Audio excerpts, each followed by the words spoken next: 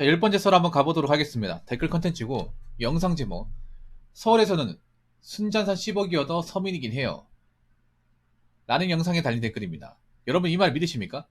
서울에서는 순자산 10억이어도 서민이긴 해요. 아무리 서울이 집값이 비싸도 서울 서민 10억을 가지고 있다고요. 우리 서울 토박이 길 가던 고객님은 어떻게 생각하십니까? 이 말에 동감하십니까? 저는 동감할 수 없거든요. 일단 저는 서울 사람이 아니지만 동감할 수는 없어요. 왜냐하면 여기 중요한 게 순자산이 순자산. 사람들이 순자산의 의미를 모르는 사람들이 많은데, 순자산은 뭐냐 하면 정말 알맹이 자산. 그러니까 뭐 아파트 집값 이런 거 다 집어치우고 대출이나 부채를 다 뺀, 그러니까 쉽게 말하자면 금융자산 플러스 동산 그리고 마이너스 부채까지 빼고 진짜 남은 알맹이 자산을 얘기하는 겁니다. 알맹이 자산.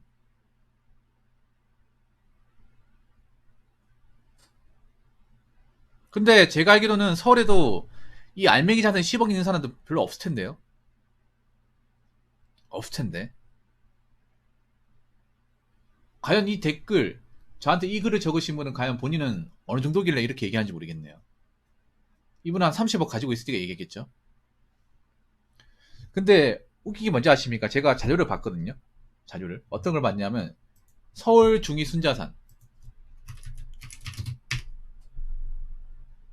서울의 순자산 얼마인지 아십니까? 서울의 순자산. 그러니까 서울의 순자산의 중앙값. 중위 순자산. 얼마인지 아십니까? 그러니까 평균 순자산 말고, 평균 순자산도 얘기해드리고 중위 순자산도 얘기해드릴게요. 중위. 그러니까 중위는 뭐냐면 중간 라인의 평균. 우리가 알고 있는 평균은요, 잘 사는 사람 못 사는 사람 다 집어넣은 게 평균입니다. 여기에 뭐 이재용 회장님, 뭐 박찬호, 이승엽 다 들어가 있어요. 일단 서울의 평균 순자산은요 5억 6천만 원입니다. 5억 6천 7백만 원 평균. 근데 서울의 순자산 중위 순자산은 얼마인지 아십니까? 2억 7천 100만 원이에요. 다시 한번 말씀드릴까요? 그러니까 가구당 순자산이에요. 1인당 순자산이 아닙니다. 여기서 우리가 말하는 순자산은요, 한 명당 가지고 있는 순자산을 얘기하는 게 아니라 한 가구, 한 가족을 합친 평균이에요. 가족을 합친 거. 합친 재산. 중위 순자산이 2억 7,100만 원이에요.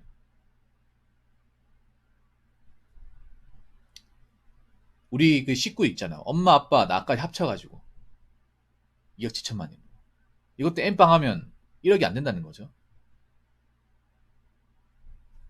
생각보다 많지 않은 거예요. 생각보다. 그러니까 이 말은 뭐냐 하면 내가 봐도 그런 거예요. 서울에 그만큼 부채를 가지고 있는 사람들이 많은 거야. 비는 사람들이 많은 거예요. 지금 이 정도 자산을 가지고 있음에도 아파트를 가지고 있다면 아파트에 들어가시는 분들 많겠죠. 아파트에 들어가 사시는 분들 많겠죠. 그러면 이분들은 순자산 2억 7천이면 나머지는 다 대출이잖아요. 부채가 엄청 많다는 소리죠.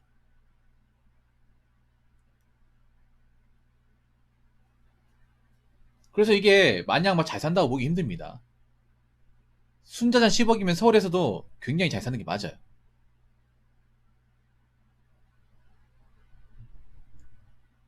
그러니까 사람들이 서민의 어떤 기준을 잘 모르는 것 같아. 여러분, 이게 순자산으로 하면 사실 지방하고 크게 차이 안 나면 서울하고 지방하고. 서울이 좀 더 많은 건 맞는데 그렇게 차이 안 나요.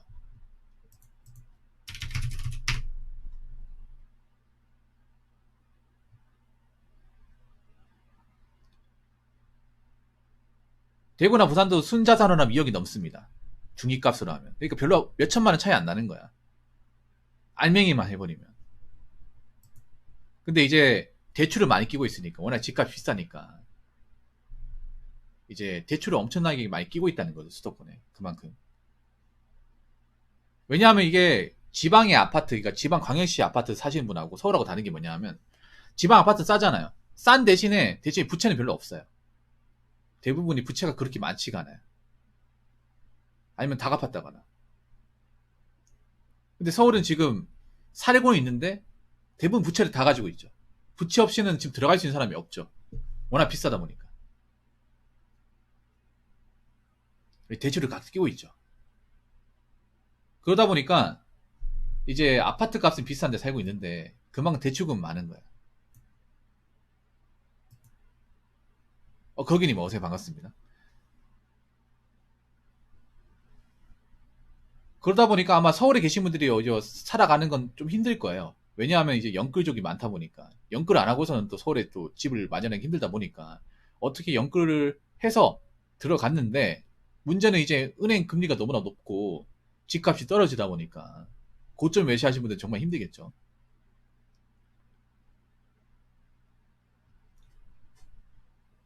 거기다 이제 집값 비쌌을 때는 종부세 폭탄도 있었고. 그러니까 뭐 서울에서도 정말 돈 많이 버는 분들 많죠. 돈 많이 버는 분들 많고 잘 사는 사람 많은데, 서울의 서민이라고 해서 막 엄청 떡떡거리고 산다는 거 아니라는 거죠. 그걸 내가 말씀드리고 싶은 거예요. 서울이 못 산다는 게 아닙니다. 예, 전국이 잘 사는 게 맞는데, 그렇다고 막 서민들이 엄청 잘 산다고 보기 힘들다는 거예요. 돈 많은 사람 잘 살지만 오히려 없는 사람은 지방보다 더 힘들 수 있다는 거예요. 자, 댓글 한번 읽어보도록 하겠습니다. 2021년 순자산표를 머리에 외우세요. 그게 현실입니다. 처음에 맞닥뜨리면 충격입니다. 하지만 인정하고 받아들이면 희망이기도 합니다. 월 평균 100만원도 저축하지 못하는 게 현실이고, 순자산 10억이면 상위 10% 정도 된다는 것도 맞지요. 결국 이 통계를 믿느냐 안 믿느냐. 아는 동료가 아파트 4억 5천에 당첨됐습니다. 계약금 4,500만원. 이것을 아직도 9번을 더 내야 하는 겁니다. 4,500만원 밥 10번이 4억 5천이더군요. 10억은 매우 큰 돈입니다.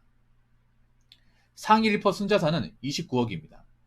그림자의 경제가 19억 정도 됩니다. 20% 잡아주고 6억 정도 잡아줘도 29억에서 35억 정도면 상위 1% 안에 들어갑니다. 내 자산이 어느 위치에 있는지 확인이 되면 어떻게 살아야 자산을 늘릴 수 있는지 답이 보이기 시작합니다. 통계청 가구당 순자사편 정도는 익혀주세요 라고 적어졌습니다. 그러니까 우리나라가 쉽게 말하면 뭐냐면, 알맹이는 그렇게 크지 않다는 거예요. 알맹이는 겉으로는 뭔가 대단한 것처럼 보이지만 실제 이것저것 부채 다 빼고 나면 남는 것들이 큰 사람들은 많지 않은 거예요. 근데 이게 생각해봐. 순자산은 절대 겉으로 드러나지 않습니다. 겉으로. 속에 있는 거다. 속에 있는 거. 우리가 속에 있는 거 쉽게 얘기합니까? 나 이것저것 부채 빼고 나면 남는 그밖에 없어. 재산 이게 다야. 얘기해요? 얘기 안 하잖아, 여러분. 그리고 가장 우리가 자산을 얘기하는 것들은 그냥 아파트 가격이 아니라 부채를 빼야 되잖아요. 부채를 빼야 되잖아요. 내가 봤을 때 서울도 강남권에도 이 수준 안 되는 분들 좀 있을 거예요. 왜냐하면 강남권에 돈 많은 사람들 가장 많은데 또 그런 사람도 있단 말이에요. 연끌 엄청 많이 해가지고 들어온 사람도 있단 말이야. 재개발 한번 노리려고. 예전에 음마아파트 있잖아요. 음마아파트 경매에 나왔는데 18억인가 낙찰이 됐는데, 18억인지 정확한지 모르겠지만 그거 낙찰됐는데 원래 가지고 있던 분이 대출이 얼마인지 아시죠? 대출이 한 14억인가 그랬어. 그걸 가지고 있다 감당 안 되니까 아마 경매 내놓은 것 같아요.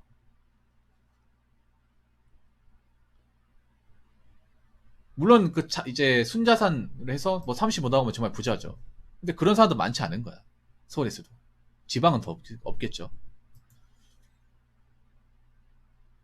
그래서 우리가 겉으로 봤을 땐 잘 사는 것처럼 보이지만 진짜 알맹이를 봐야 돼. 알맹이를. 자, 그래서 제가 알려드릴 게 있거든요.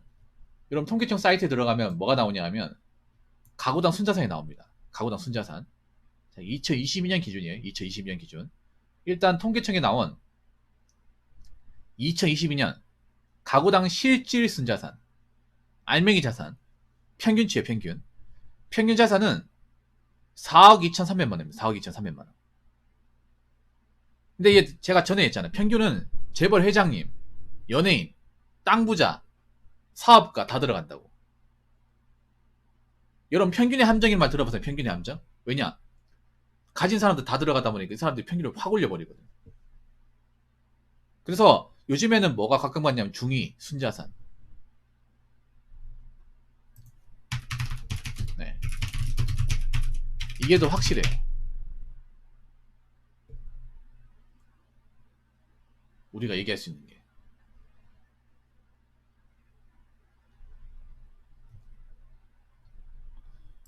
중위 값은 그렇게 높지 않을 겁니다.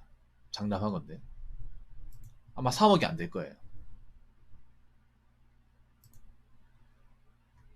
그리고 여기서 중요한 게 뭐냐면, 여기서 우리가 중요한 게 뭐냐면,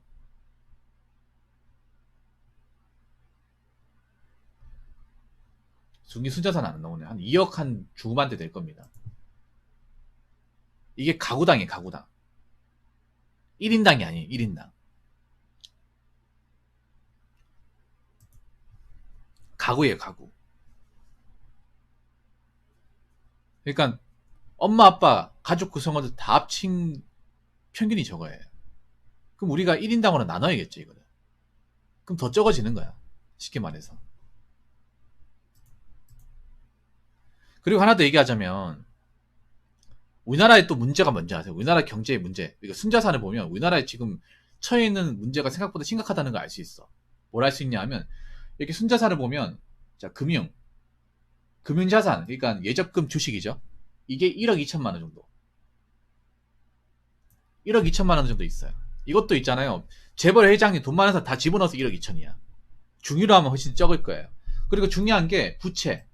한 가구당 가계부채가 통계적 기준 9,170만 원. 평균으로 따지면 집집마다 빚이 9,100만 원씩 있는 거예요. 1억 가까이 있는 거죠.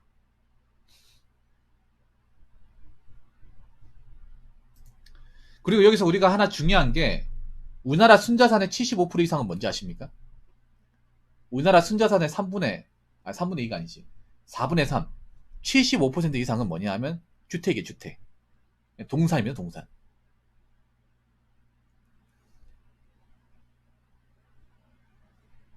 집이에요, 집.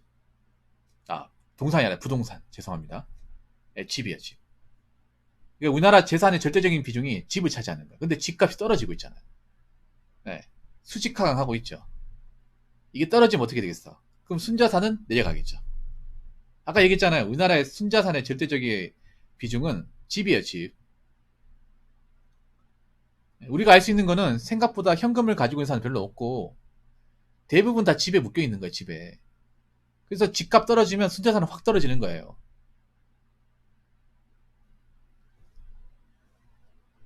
그리고 생각보다 돈이 없어가지고 돈에 쪼르는 사람들이 많다는 거.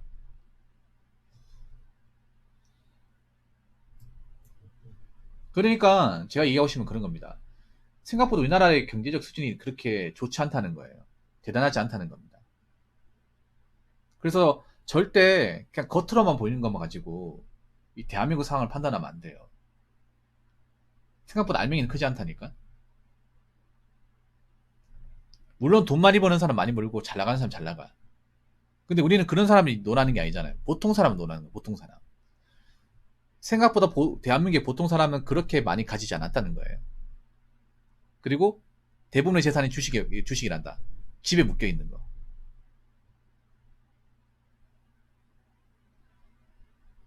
그렇기 때문에 너무 올려치기 하지 맙시다. 온라인에서. 개나 소나 잘 사는 것처럼 그렇게 얘기하지 말아요. 생각보다 잘 사는 사람 많지 않습니다. 무슨 말인지 아시겠죠? 자, 이상으로 10번째 썰 마치도록 하겠습니다.